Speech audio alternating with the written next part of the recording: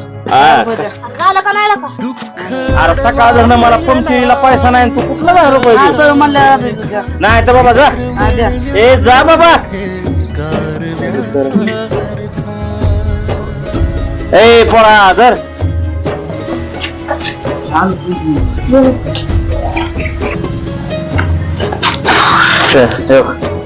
जर मी काढील पंक्चर उदा आणि एका साईडनं जाऊ हा